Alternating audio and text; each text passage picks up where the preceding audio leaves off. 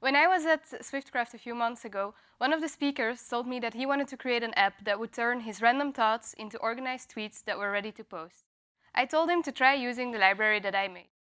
The next morning, he showed me a working app. Hello everyone, I'm Mona, and if you're listening to this talk, you may also be wondering how to get started with generative AI for your Swift projects. I think that a great place to start is Amazon Bedrock. Amazon Bedrock is the AWS service that provides an easy way to build and scale AI applications from foundation models. And I spent my whole internship improving the developer experience when using Amazon Bedrock in Swift. Developers can access Amazon Bedrock's capabilities through the software development kit. These are generated automatically every few days for over 300 services in 13 different programming languages. To operate at this immense scale, the code generation has to be automated. This means that while the SDKs are very complete, they may not always be as intuitive as we would want them, because they're that low level and very close to the actual API, REST API definition. This means that if you wanted to send a single text prompt with a few basic inference parameters, you would need all of this code. And if you wanted to generate a single image from a text prompt, you would need all of this code. Now, I know you can read this because I plan to make a joke about not being able to read it, but the screen is enormous. So you can read it. So you may have noticed this little part, the body part of the input. If you have to type this out, and if you type one tiny mistake, you won't generate anything at all. And this body is different for every different model family. So this means if you want to try out different models, it's a lot of typing. It's not very figure out what to use. Because when I started on my internship, there was zero documentation on how to use the AWS SDK for Amazon Bedrock in Swift. So this meant that every time I wanted to do anything at all, I was digging through the source code, and that was something. So to make sure that the next developer would not have to go through that same learning experience, I created the very first code examples in the official AWS documentation for Amazon Bedrock in Swift.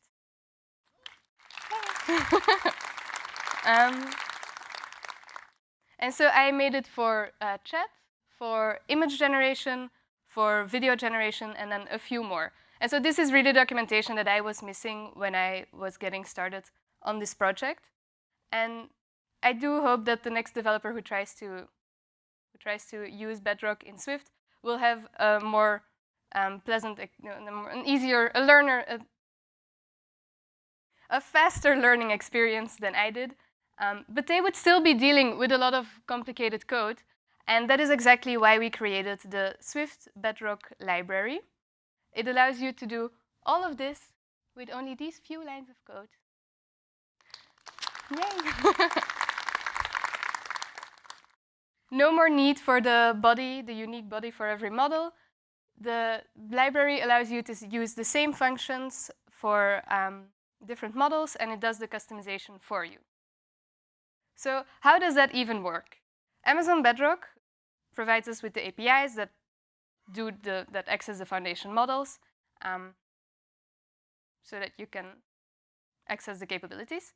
Then on top of that lives the AWS SDK for Swift, allowing us to access those APIs in Swift. And then we just build a tiny layer on top of that we called Swift Bedrock Library. And it just makes the interaction with Amazon Bedrock more intuitive and a bit more convenient. The library supports all of these model families. And you can use these families these models to chat. So I don't know if you noticed the cute animation that I made. The library also supports actual real-time streaming. You could also send an image along with your questions, or any other document like a PDF that you don't really feel like reading. It even supports reasoning for the most recent Anthropic Claude models, so showing you how the model came to its conclusion. All of the chatting aside, the library also supports image generation, like this cute cat with a few too many toes. and this adorable chicken dragon. It also allows you to feed the model an existing image and ask it to create an image variation off of it. Now, I know that some of you may be wondering, Mona, is it really that easy to use the library? And I'm here to tell you that it really is that easy to use. You don't believe me? Okay, but then I will just have to prove it to you. So let's hope I remember the correct.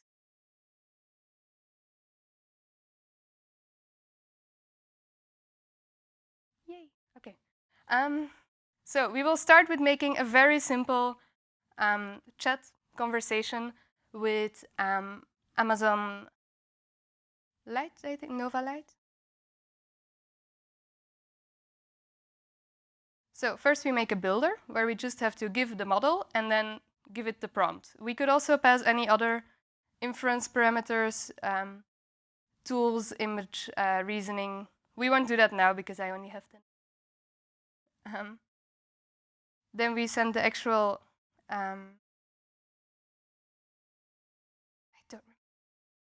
I will just type it for real then.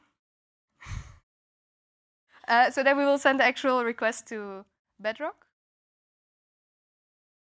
So we just say, hey, Bedrock, could you converse with this builder that I made? There we go. We will print out the reply. We will ask the user the next question, and then we will update the builder so that it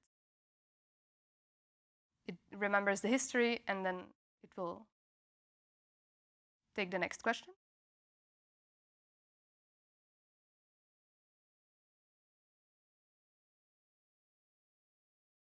A fun thing here is that we can just give it the previous builder, and it will remember all of the inference parameters that we gave it.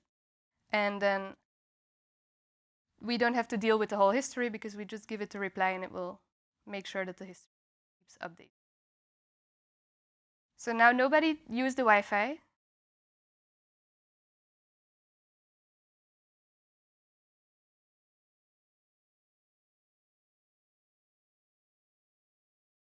Okay, yay. So let's try to chat with Nova. She introduces herself first, and then let's ask, what does a fox say? See if she gets the reference. What did I forget? I know what I forgot. I'm sorry. We have to give it the prompt again.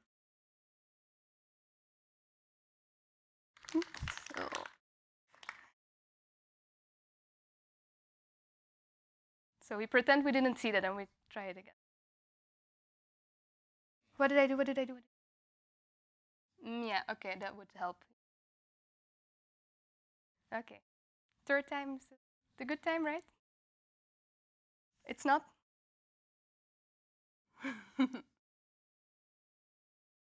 Oh, yes, it is. Okay, yay. Maybe.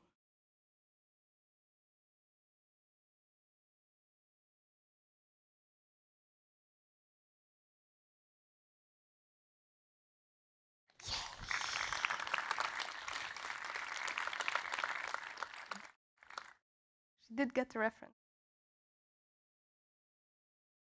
Okay, let's try image generation. Why not? The first one worked so well that we should keep going.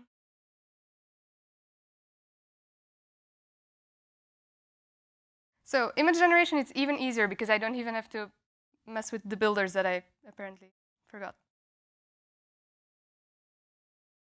We can just say, hey, Bedrock, generate image, please.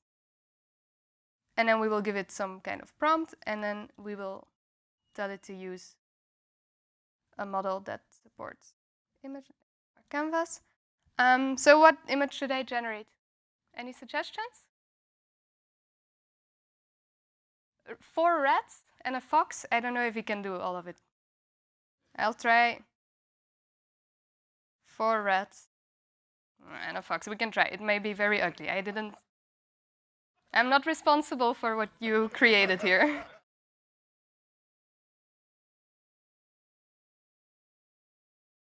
Now we really cannot use the Wi-Fi because this will take more time.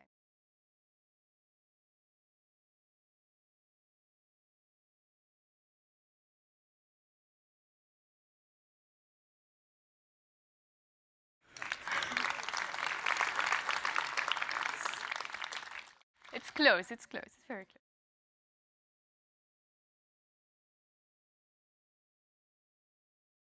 Yeah, so now you have to believe me. So now it's your turn to create something using the Swift Bedrock library, and let me know if you do. Thank you for your attention.